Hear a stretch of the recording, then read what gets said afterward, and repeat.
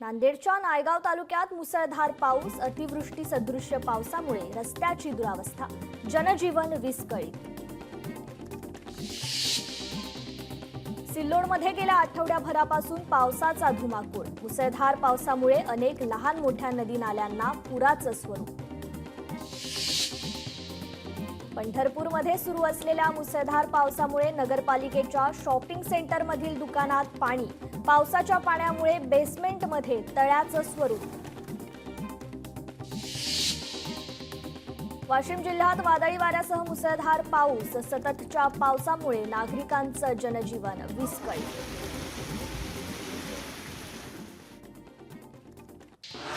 चंद्रपुरात महाकाली मंदिर परिसरात पोलिसांकडून मॉकड्रिल, दहशतवादी हल्ला झाल्यास ओलीस ठेवलेल्या नागरिकांची सुटका करण्याचा सराव। व्हिडिओ व्हायरल झाल्यानंतर दहशतवादी हल्ला मॉकड्रिल असल्याचं पोलिसांचं स्पष्टीकरण। हिंगोलीत पॅन्थर संघटनेचं रास्ता रोको आंदोलन, मजुराला मारहाण करणाऱ्या अटक करण्याची मागणी, तर रास्ता रोकोमुळे मोठी वाहतूक कोंडी। नांदेडमध्ये नगरपालिकेच्या ढिसाळ कारभारामुळे नागरिकांचं आरोग्य धोक्यात, साफसफाई न झाल्यानं गटाराचं पाणी थेट घरात, नालेसफाई न केल्यास तीव्र आंदोलनाचा नागरिकांचा इशारा।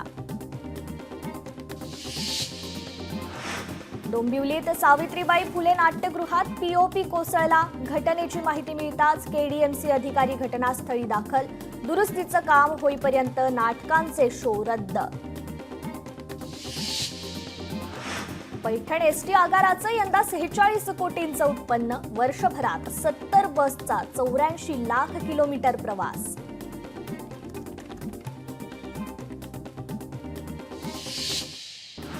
ठाण्यात राबोडी परिसरात राष्ट्रवादी काँग्रेसच्या 2 गटांमध्ये वाद, जितेंद्र आव्हाड आणि नजीम मुल्ला पावसामुळे झालेली नुकसानीची पाहणी करण्यासाठी आले असताना वाद।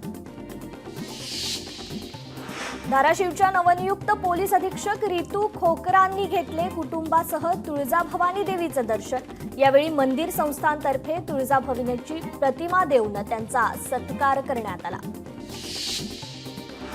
खेडमध्ये मुंबई गोवा महामार्गावर दुचाकी स्वारांकडून 4 चाकीला अडवून प्रथम वाहनावर दगडफेक आणि नंतर हवेत गोळीबार, घटनेमुळे परिसरात भीतीचं वातावरण, आरोपी विरोधात गुन्हा दाखल।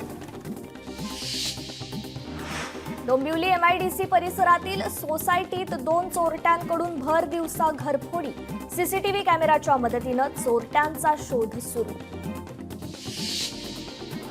वाशिममध्ये तलवारीची भीती दाखवून दहशत माजवण्याचा प्रयत्न करणाऱ्या युवकाला पोलिसांकडून अटक, पोलीस कारवाईनंतर परिसरात शांतता। वैष्णवी हगवणे हिंसाचार प्रकरणानंतर सोलापुरातील चित्रा भोसले मारहाण प्रकरण समोर, दीर आणि जावांकडून चित्राला विष पाजण्याचा प्रयत्न करत मारहाण, चित्रावर रुग्णालयात उपचार सुरू, पोलिसांकडून दीर आणि जावांचा शोध सुरू। अमरावतीत गांजा तस्कराच्या घरावर पोलिसांचा छापा, छाप्यात 25,000 रुपये किमतीच्या गांजासह तलवार, चाकू जप्त, एकाला अटक तर 1 जण फरार। नंदुरबारमध्ये 2 दुचाकींची समोरासमोर धडक, दुर्घटनेत दुचाकीस्वार गंभीर जखमी।